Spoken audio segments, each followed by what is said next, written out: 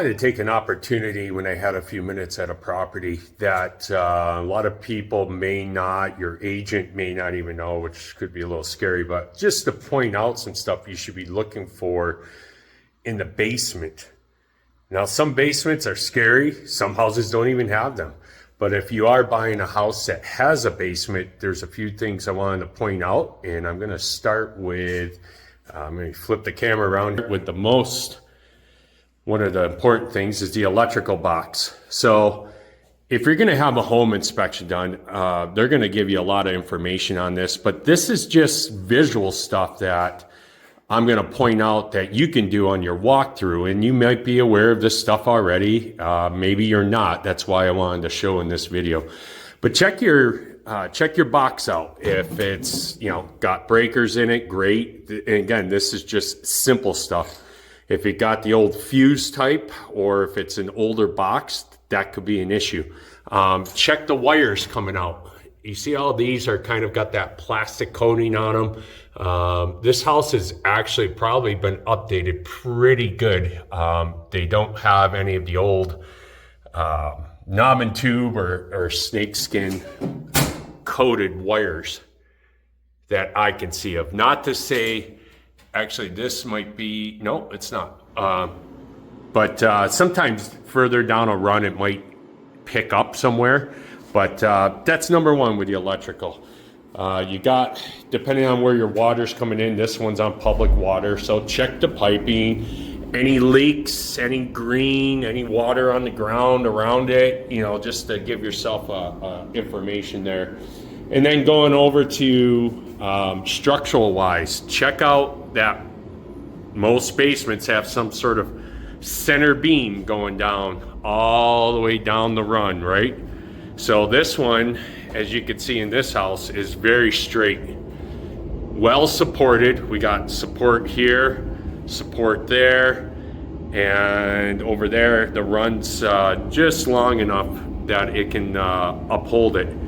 This house is looking really good for all that. Got that support here, but if you see a big sag in that beam anywhere, or let's say for example this beam kept going and that support wasn't there, typically it's too far. So older homes may have this. I've even seen some updated homes or newer homes that they weren't done correctly. So another thing, when you're looking at your runs going across, right, these beams here, again, see if there's sags. If there's a dip, there's an issue. It needs more support. It wasn't built properly. Look in here, look where it intersects and lays on it. Are they split? Are any of the boards being stressed too much? Just some simple things you can see that could give bigger problems that could be happening down the road or currently with it. So check. Another thing is your heating system. This heating system looks, relatively in good shape. When you see the brass and stuff's really shiny, that's probably a lot of newer pipes and stuff have been added. You got plastic going off the copper here, or PEX for the heating lines. So that's all good. Again, inspection can tell you a little more, a licensed inspector. We get into plumbing with sewer lines. This has been updated. So this home's a bit older, so you can see cast iron is still in place in a lot of spots, which no problem for the most part, as long as it's not like looks bad or flaking or anything. But you can see a lot of new has been spliced in, which is telling me that they've updated, probably quite a bit of the plumbing at some point. Hot water heater. So if that's separate from your furnace, check that out. Again, there's not a lot we can do other than looking to see if the heat or pressure overflow, if it's blowing water out. Sometimes that indicates there's something going on internally. And that's the same with the furnace over here. We look at the pressure right over here. You see the two pipes hanging there and there. If we're getting water out of those, that could signal that something more serious is going on internally that we can't see. If you have an oil tank, again, we're up in, this is in Maine, so oil is a normal thing here in most homes. Check the oil tank. This one, again, is in pretty good shape. It looks newer. But a lot of times if you start seeing rust, typically more so on the bottom or in the legs, the bottoms can actually rust out and you might lose, you know, these hold upwards of 250 gallons of oil. If that ever gave away on the bottom, that's a lot of weight in there. So that could be a major issue going on.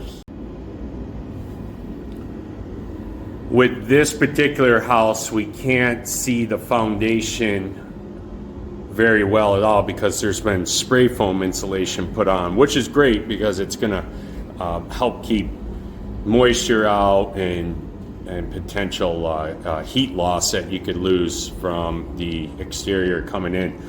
But you'd want to typically just look along all your foundation for cracks or any signs of foundation shifting, and just again, another red flag. But those are some basic things to look at when you're going through the house. All right. Another thing in the basement is water.